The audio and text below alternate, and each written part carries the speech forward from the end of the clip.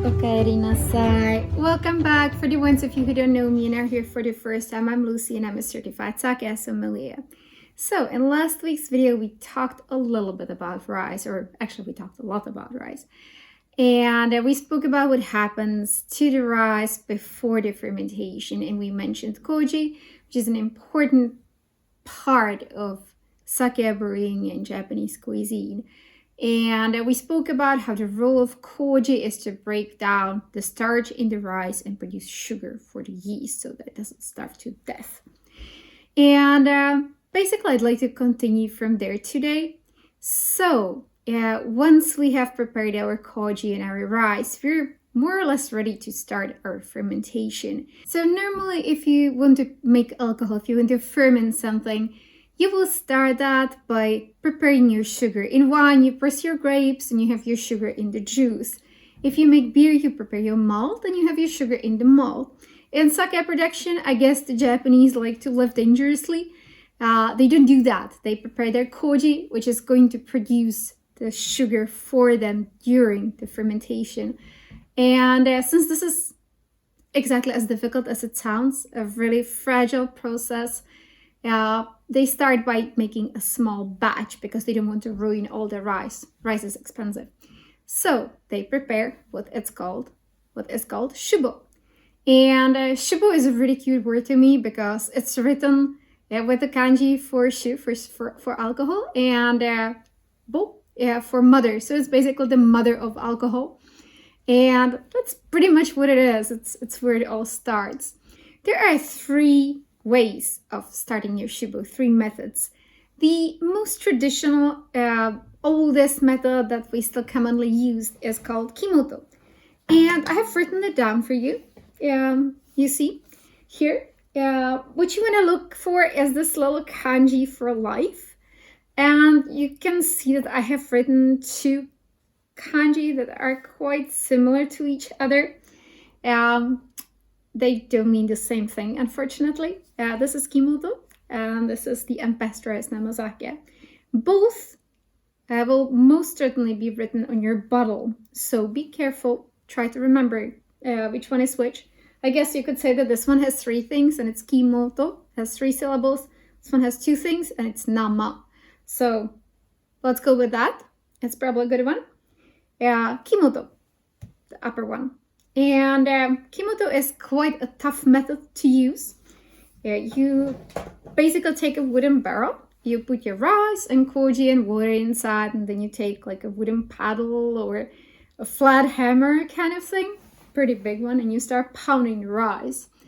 And the purpose of it is to speed up the production of sugar by the koji. You want to make it easier for the koji, so you break down the rice. And once you've done that, once you feel like you have enough sugar for the yeast to eat, you add some yeast to it. And it is a really, really tough method. It takes around 4 weeks for it to be done until you can continue brewing.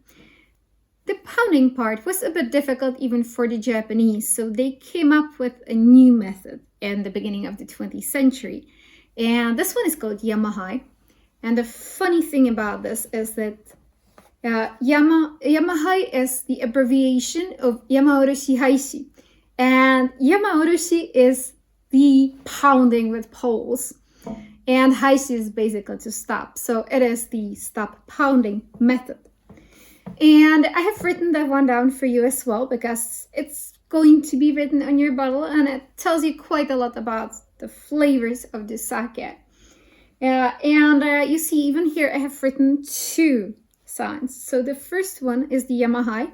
You have, if you remember from the Yamada Nishiki, you have the little kanji for Yama, for mountain, and then you have something completely incomprehensible. Don't worry about it. And the second one is the kanji for Yama and your little rice field, and then you know it's a Yamada Nishiki. So try to distinguish between those two. It's a little easier than the other one. And that takes us to how we actually make the Yamahai method. And what they figured out was that if they did not put in rice, if they only mixed water and koji, then the fermentation would start fairly safely by itself. They didn't have to pound the rice. which of course was quite appreciated. And after that, they add more. They add rice and they add yeast, obviously. Those two methods, a lot can happen before there is enough sugar for the yeast to have something to eat. There's bacteria that can ruin your Shubo. It's just really a fragile method. It actually adds a lot to the flavor of the sake because there are acids that develop naturally in the fermentation, and usually Kimotos and Yamahais are a little bigger in flavor, have a little higher acidity. They are really nice food sakes, and they're also usually quite good to warm up. But as we said, it's a very fragile Shubo.